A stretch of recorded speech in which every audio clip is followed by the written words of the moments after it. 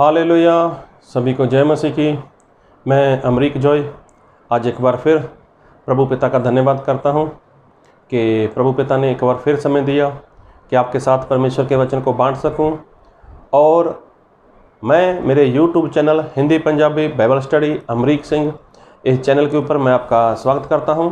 और अगर अभी तक आप लोगों ने मेरे चैनल को सब्सक्राइब नहीं किया तो आप मेरे चैनल को सब्सक्राइब करें और साथ में जो बेल आइकन है उसको भी टच करें ताकि आने वाले वीडियो की जानकारी नोटिफिकेशन आपको तुरंत मिलने पाए।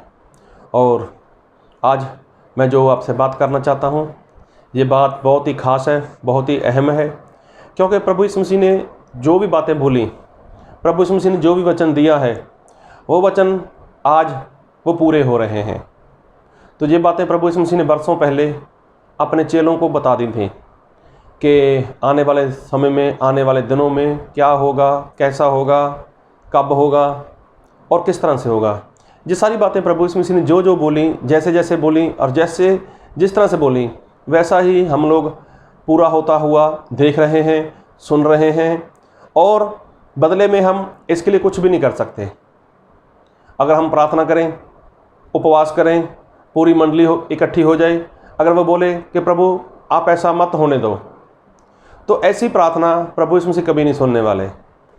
क्योंकि प्रभु यीशु मसीह ने बोला है कि जो मैंने बोल दिया वो होगा और होगा। तो वो कभी रुकने वाला नहीं है, कभी टलने वाला नहीं है, वो पूरा होकर रहेगा। और इन दिनों में हमें प्रभु यीशु मसीह का भय मानते हुए हमें प्रभु यीशु मसीह के अनुसार चलना है, प्रभु यीशु मसीह के साथ हमें जीवन जीना है। तो बात को बहुत ध्यान से सुनना, क्योंकि प्रभु यीशु मसीह ने अपने चेलों से, आपसे भी, मुझसे भी और जो बाद में लोग विश्वास करने वाले हैं उनसे भी प्रभु यीशु मसीह ने कुछ भी नहीं छुपाया।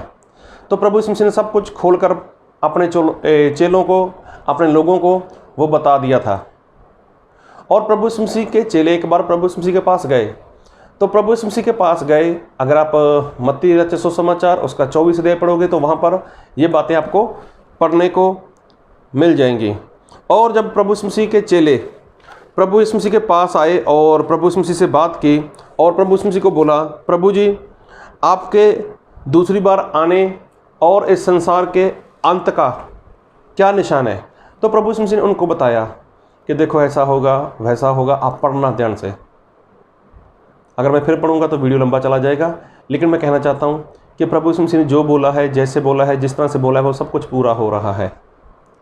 तो प्रभु यीशु मसीह ने अपने चेलों को बताया कि संसार का जब अंत होगा, इस दुनिया का नाश होगा, तो उसके पहले क्या होगा और प्रभु यीशु मसीह के आने के पहले क्या होगा। यहाँ पर प्रभु यीशु मसीह ने दो बातें बताई और प्रभु यीशु मसीह ने एक बात बोली थी, मैं उसको पढ़ देता हूँ। और मैं पढ़ूँगा मत्ती रचित सुसमाचार 24 अध्याय उसका 11 वचन। बहुत से झूठे भविष्यवक्ता उठ खड़े होंगे और बहुतों को भरमाएंगे। तो बात हो गई यहाँ पर भरमाए जाने की। तो आज ऐसा हो रहा है, आज बड़ी बड़ी चर्चों में ऐसा हो रहा है कि मसीह को मानने वाले लोग वो शैतान के बहकावे में आ चुके हैं, वो भरमाए जा चुके हैं और लोग भरमाए जा भी रहे हैं। तो कैसे बोल सकते हैं? क्या भरमाने के लिए कोई संसार में से आएगा या कोई अलग तरह से आएगा? नहीं। अगर कोई भरमाने आएगा, अगर वो संसार की बातें लेकर आएगा, अगर वो संसार के अनुसार बातें करेगा या शैतान की बातें करेगा, तो मसीही लोग क्या करेंगे? वो तो जान जाएंगे, अरे नहीं ये तो मसीह का नहीं है, ये तो मसीह की बातें नहीं करता और इस चर्च में हमें जाना नहीं है। वो तो सामने से समझ जाएंगे, वो सामने से समझ जाएंगे। अभी छोटी सी बात करता हूँ। जब प्रभु यीशु मसीह ने उपवास किया था, जब प्रभु यीशु मसीह ने उपवास किया था तब शैतान ने क्या बोला था कि पत्थर को बोल ये रोटी बन जाए। तो प्रभु यीशु मसीह ने क्या बोला बाइबल से कि लिखा है कि इंसान अकेला रोटी के साथ जीवित नहीं रहेगा। तो देखो शैतान ने देखा प्रभु यीशु मसीह तो वचन की बात करते हैं, तो शैतान प्रभु यीशु मसीह को वचन में लेकर गए और क्या बोला, एक ऊंचाई पर लेकर चले गए। बोले आप अपने आप को नीचे गिरा दो और लिखा है आपके लिए कि परमेश्वर अपने स्वर्गदूतों को आज्ञा देगा, वो तुझे गोद में उठा लेंगे, मतलब तुझे कोई चोट ना लगे। तो देखो, शैतान जब भरमाएगा ना किसको, किसी को बहकाएगा, तो वो वचन लेकर आएगा, वचन लेकर आएगा। मतलब कि आज भी अगर कोई इंसान भरमाया जाएगा, आज भी अगर कोई इंसान फंसेगा, शैतान के बहकावे में आएगा, तो उसका सीधा और स्पष्ट सा मतलब है कि वो वचन की बात करेगा, वचन की आशीष की बात करेगा, वो चंगाई की बात करेगा, छुटकारे की बात करेगा। और बाइबल में जो आशीष लिखी है, बाइबल में जो बातें लिखी हैं, वो उसी का प्रचार करेगा। और वो ऐसे नहीं, वो तो चर्चों में जाकर बैठ जाएगा, चर्च में जाकर ऐसे करेगा। आज मैं उन सेवकों की बात करना चाहता हूँ जो आत्मा और सच्चाई के साथ परमेश्वर का काम करते हैं। जो सेवक आत्मा और सच्चाई के साथ परमेश्वर की आराधना करते हैं, तो उनकी जगह कोई और ले लेगा। अभी ऐसे सेवक लोगों को कोई पसंद नहीं करेगा, क्योंकि ऐसे सेवक वो क्या करेंगे, जो आत्मा से चलता है, जो सच्चाई के साथ चलता है, सच्चाई के साथ सिखाता है, आत्मा के साथ सिखाता है, वो कलीसिया के लोगों को डांटता भी है, वो कलीसिया के लोगों के ऊपर गुस्सा भी करता है। मैंने इतनी मेहनत की, मैंने इतना कुछ किया, इतना तुम लोगों को आगे बढ़ाया, तो वो जब कोई गलती करेंगे तो वो उनको डांटेगा, वो डांटेगा। तो कई लोग ऐसे होते हैं कि उनको ये डांट पसंद नहीं है, उन लोगों को ये डांट पसंद नहीं है, तो वो क्या करेंगे, उस सेवक को छोड़ देंगे, वो ऐसे सेवक से दूर भाग जाएंगे।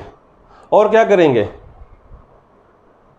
और क्या करेंगे, मैं आपके लिए वचन पढ़ देता हूं, और मैं पढ़ूंगा बाइबल से, 2 तीमुथियुस उसका 4 अध्याय, और मैं पढ़ूंगा आपके लिए उसका 3 वचन से। क्योंकि ऐसा समय आएगा जब लोग खरा उपदेश ना सह सकेंगे, पर कानों की खुजली के कारण अपनी अभिलाषाओं के अनुसार अपने लिए बहुत से उपदेशक बटोर लेंगे, और अपने कान सत्य से फेर कर कथा कहानियों पर लगाएंगे। पर तू सब बातों में सावधान रहे, दुख उठा, सुसमाचार प्रचार का काम कर, और अपनी सेवा को पूरा कर। देखो, यहाँ पर संत पौलुस अपने साथी तीमुथियुस को बोलता है कि आने वाला समय ऐसा है कि लोग, जो सच्चा उपदेश है, जो सच्ची शिक्षा है, वो लोगों को पसंद नहीं आएगी। क्योंकि परमेश्वर का दास जो आत्मा और सच्चाई के साथ सिखाता है, वो क्या करता है, वो चाहता है कि जिन लोगों के ऊपर उसने मेहनत की, उन सभी लोगों को वो परमेश्वर के राज्य में लेकर जाए। तो उस बात में कई बार परमेश्वर का दास सामने वाले विश्वासी को डांटता है। कई बार वो परमेश्वर का दास आत्मा के साथ जो सिखाता है, सच्चाई के साथ जो सिखाता है, सामने वाले को वो डांट लगा देता है, और ऐसी डांट जब वो सुनता है तो उसको बुरा लग जाता है। तो ऐसे लोग अपनी पसंद का सेवक, बात तो वो बाइबल की करेगा,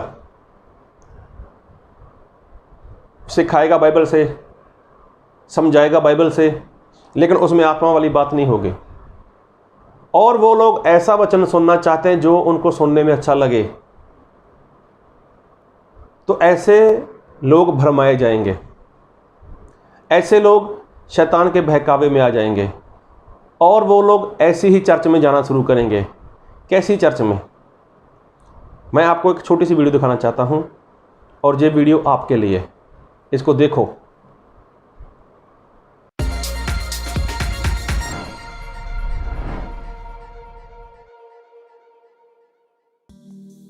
अब तक आपने सुना और देखा होगा कि इंसानों की जगह रोबोट फैक्ट्रियों में काम कर रहे हैं, लेकिन जर्मनी के एक चर्च में पादरी की जगह एक रोबोट ने ले ली है। ये रोबोट न सिर्फ लोगों को आशीर्वाद देता है, बल्कि इसके हाथ से रोशनी की किरण भी निकलती है।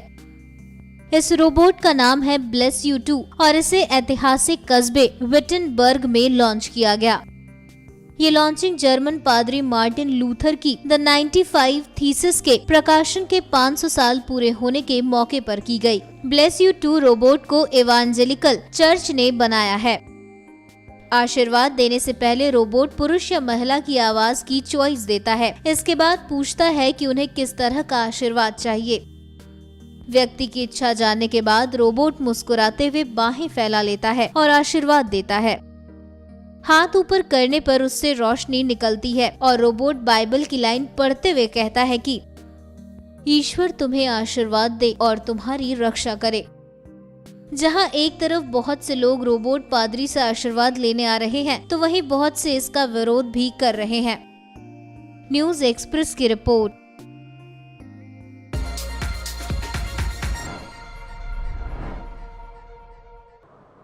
देखो, अभी आप लोगों ने इस वीडियो को देख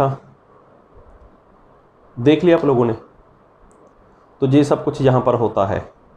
अभी अगर ऐसा रोबोट बोले तो मशीन, अगर ऐसी मशीन, उसके अंदर क्या कर देंगे, एक मेमोरी कार्ड वाला कुछ सिस्टम डाल देंगे, ऐसे परमेश्वर के वचन उसके अंदर रख देंगे, तो अभी क्या वो वचन परमेश्वर के आत्मा के द्वारा सिखाएगा?